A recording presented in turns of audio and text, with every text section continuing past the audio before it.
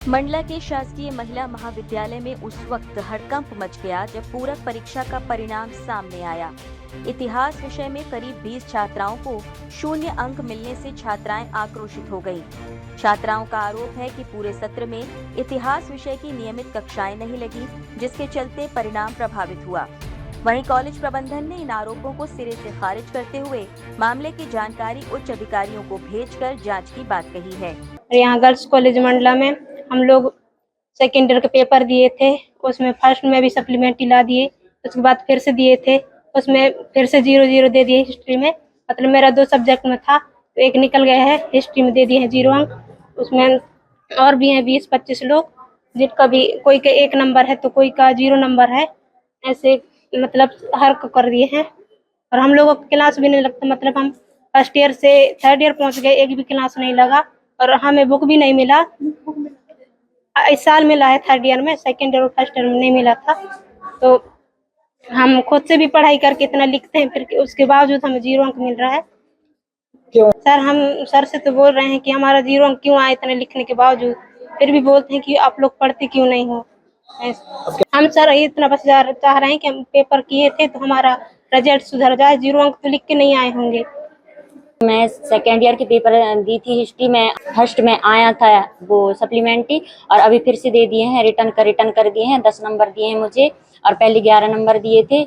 और फिर कुछ भी क्लास नहीं लगता हिस्ट्री का। फर्स्ट ईयर में भी नहीं लगा, सेकेंड ईयर थर्ड ईयर पहुंच गए, अभी तक क्लास नहीं लगा आज तक।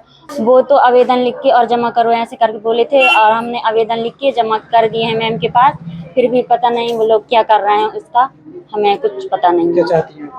हम तो ये चाहते हैं कि हमारी रिजल्ट सुधर कर ठीक आ जाए। इस पूरे मामले में महाविद्यालय के प्रभारी प्राचार्य शरद नारायण खरे ने छात्राओं के आरोपों को नकारते हुए कहा कि कॉलेज में सभी विषयों की नियमित पढ़ाई होती है। उन्होंने बताया कि जो छात्र छात्राएं परीक्षा में सफल नहीं हो पाते वो अक्सर इस तरह के आरोप लगाते हैं। उन्होंने मामले की जानकारी उच्च अधिकारियों को भेजने की बात कही।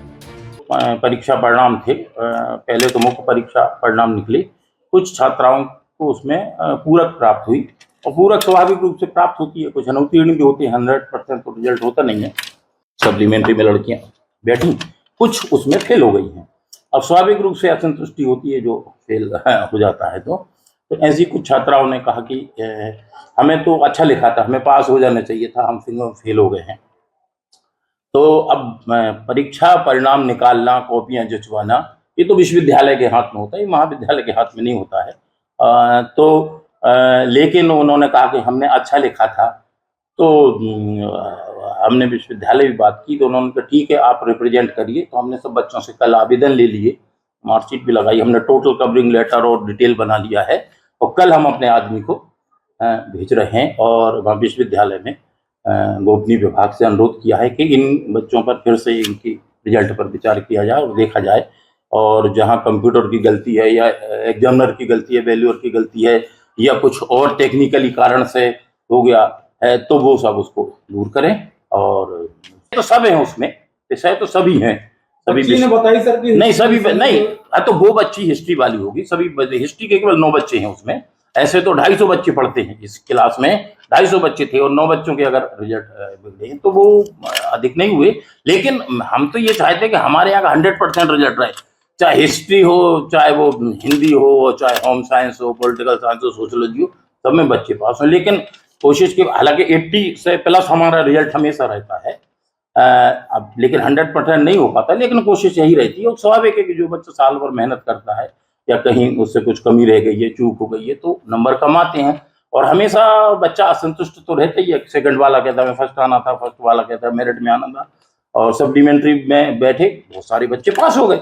अब कुछ रह गए, जो रह गए उन्हें दुख हो रहा है, हमें भी उनके दुख के साथ में अफसोस है। क्लासेज सब लगते हैं, नियमित होते हैं।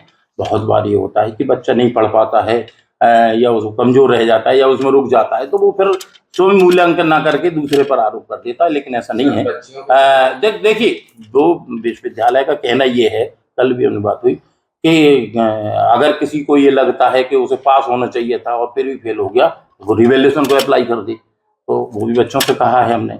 दूसरी बात है कि हम उनका रिप्रेजेंट भी कर रहे हैं, बच्चों से नहीं कह रहे कि तुम स्वयं जाओ, बल्कि रिप्रेजेंट हम उनको कर रहे हैं, अपने आदमी को भेज रहे हैं, और वो देखेंगे, फिर से विचार करेंगे। और बच्चों से भी ये कहना है कि अपनी और मेहनत करो, क्योंकि जब से ये एनईपी आई है, देखिए NEP 2020 new education national education policy, उसका स्टैंडर्ड अब बढ़ गया है, नेशनल लेवल वो हो गया। तो थोड़ा ज़्यादा मेहनत की अपेक्षा तो मेजर सब्जेक्ट है, माइनर है, थोड़ा सिस्टम बदला है, तो ज़्यादा एक्सपेक्ट तो किया जाता है।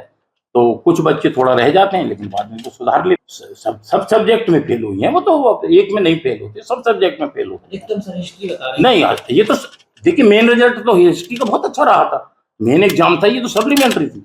और इसमें भी 91 बच्चे बैठे थे, उसमें से केवल 9 फेल हुए उसमें। तो अब 91 में 9 कोई बहुत ज्यादा नहीं हुआ।